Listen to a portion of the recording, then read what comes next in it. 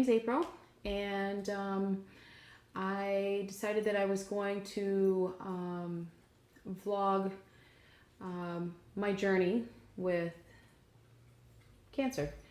I've had a lot of friends and family and strangers actually inquire about my journey, and I'm very open about what I've experienced, and so I decided that this might be a very helpful way to inform others who might be going through cancer or have loved ones who are going through cancer on how they can help them through that journey. One of the main questions I get is, how did you find it? And I actually found it myself on a fluke. I had a very bad cough, and I was laying in bed one night and I was coughing. I covered my mouth, and when I was done, I just rested my hand on my chest and I put my finger right on my lump. That was at the beginning of June 2nd actually is when I found that. And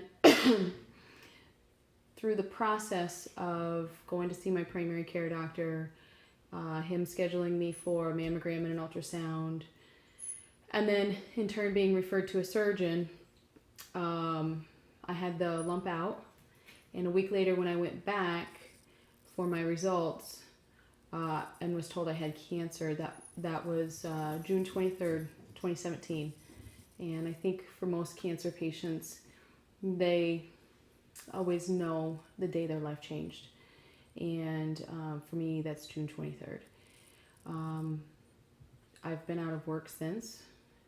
I had the initial surgery. My experience was a little bit different in the sense that I didn't have a biopsy. My lumpectomy was my biopsy.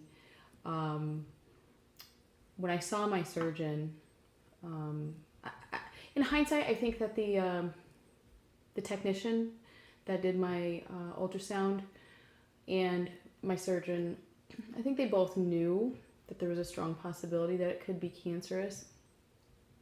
And they were both very encouraging of me, getting it checked out. And then the technician wanted me to get it checked out immediately and actually told me the name of a great surgeon. And then he immediately wanted to get it removed. As a matter of fact, I was in his office on a Tuesday and he said, "What are you doing this Thursday?" So I was in surgery 2 days later. But he did discuss with me that the location of my cancer, which was more medial, like near my sternum, is right in the crease of the breast where it kind of folds over, is far enough away from the lymph node area that he said, you have a lump there. Instead of me going in and doing a biopsy and then let's say it comes back positive, then we have to go in and do the lump. It's far enough away from the lymph nodes. I won't cause damage while I go in and remove it. So why don't we just do a one-shot thing? So I was totally on board with that. So the initial lump was removed. That was one surgery. After it came back positive, I went for my 1 week post-op. He took out the stitches, and that's when the pathology report came back that it was ductal carcinoma, and it was invasive. So meaning it was in the milk duct, which I have since read that 80% of cancers are in the milk duct. But it was invasive, so that means the tumor kind of started growing outside of the duct. So he said, you still have cancer in there and we need to get that out because what they call the margins.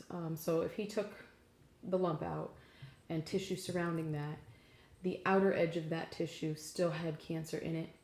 But at that point, it was what they called DCIS, ductal carcinoma in situ. So it was no longer invasive outside of the duct, but there still was cancer within the duct. So he said, let's go back in and re-excise that area.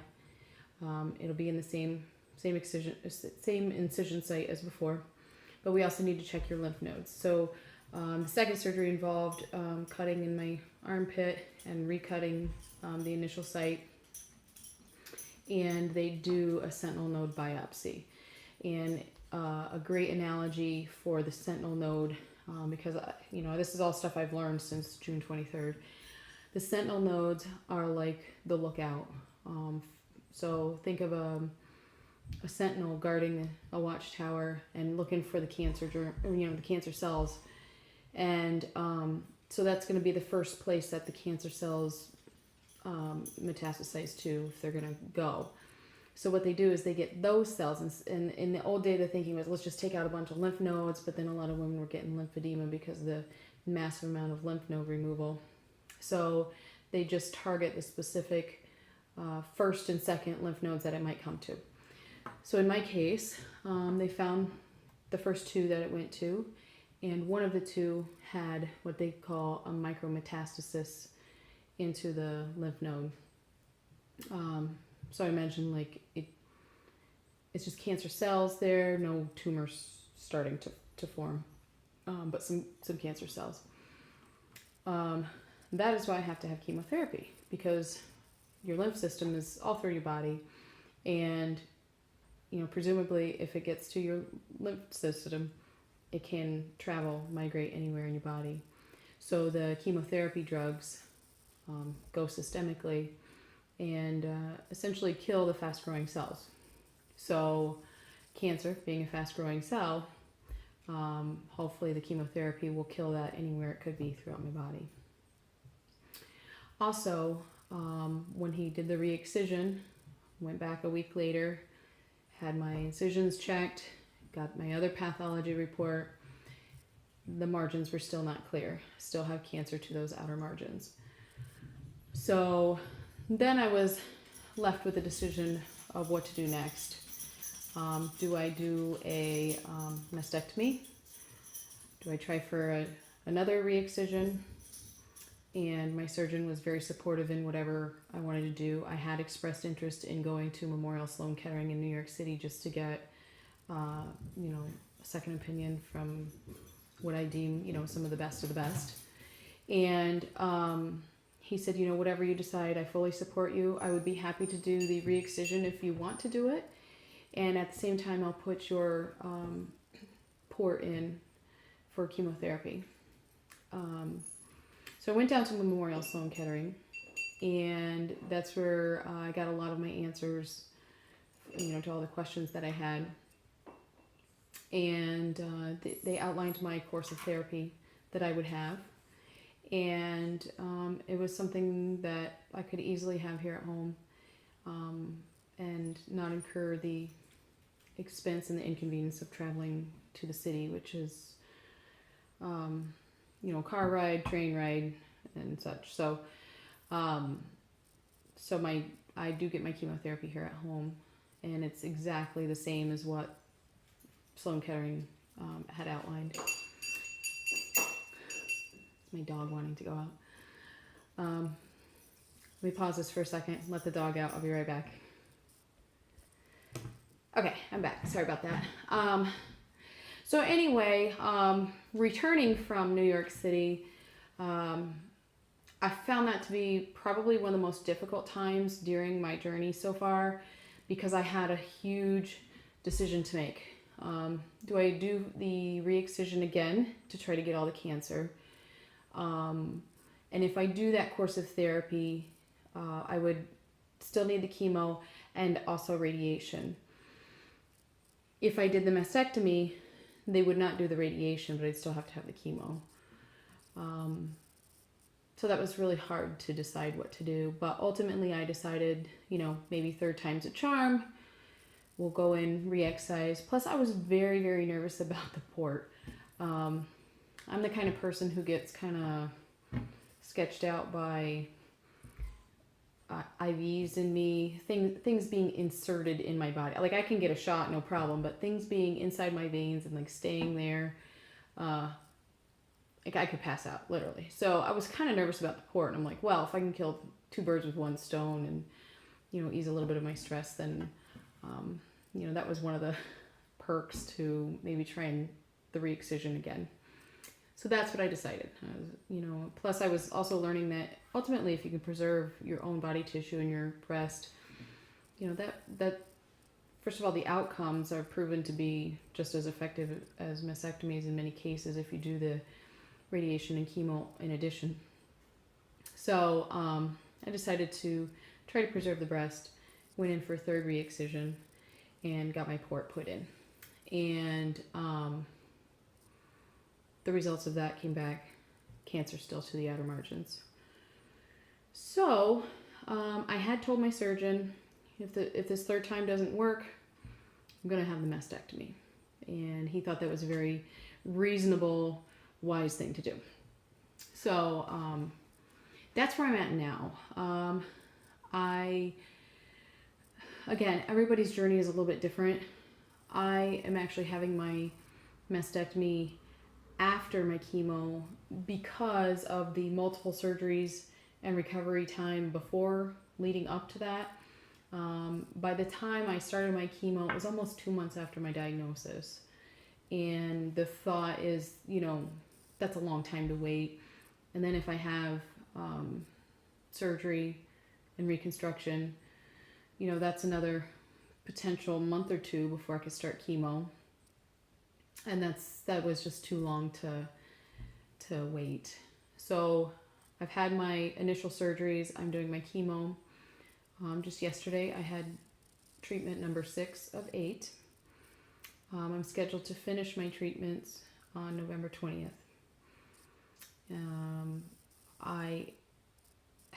I'm waiting on a referral for a reconstructive surgeon in Burlington. I also want to get one for a surgeon in Albany. Those are both much more convenient to get to. Burlington's actually very convenient to get to.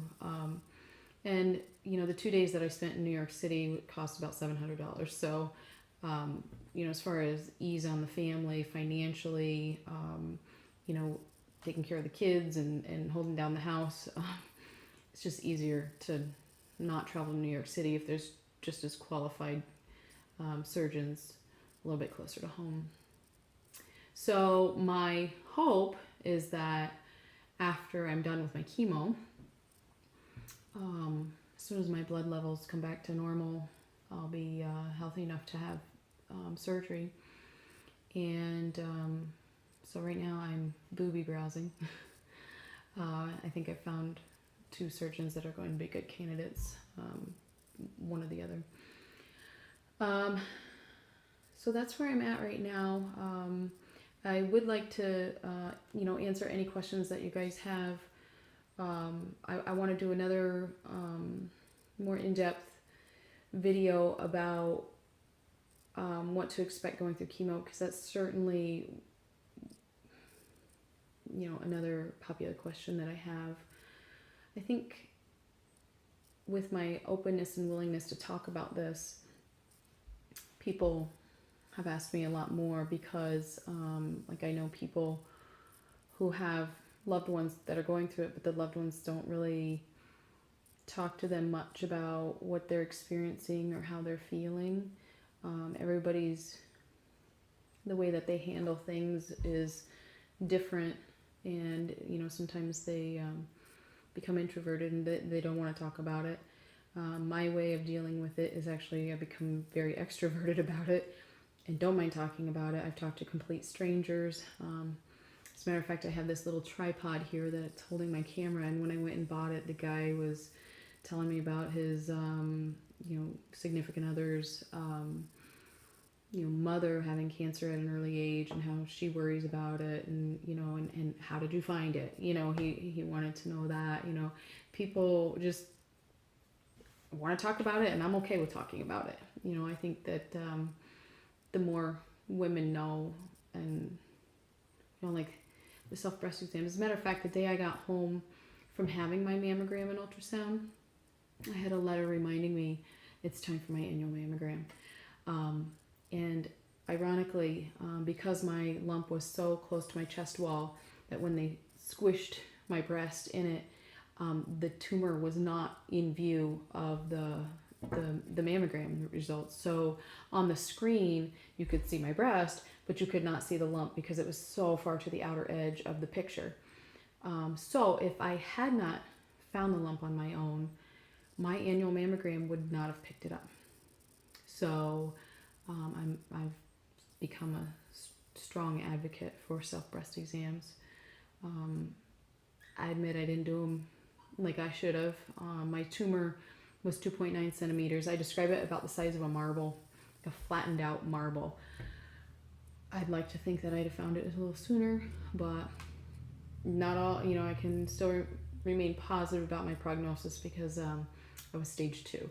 If it hadn't have gone to the lymph nodes, it would not be stage 2, but still the prognosis with stage 2 breast cancer is still very good. So, you know, I can remain positive about it, but do those self-breast exams, extremely important. And annual mammograms, because Lord knows I've met enough women where theirs were picked up on mammogram. So anyway, that's my history, and the journey that I have been going through and what I have yet to come. And my next video will be about what to expect when you or a loved one is going through chemo, because there's a whole plethora of things. I was lucky enough to have a coworker who unfortunately went through this same experience about 2.5 years ago, and without her input I would have been lost, and so I don't want you to be lost either. So I'm going to gather up plenty of supplies and go over all the things that you might need to know about chemo side effects. Okay? Until then, see ya!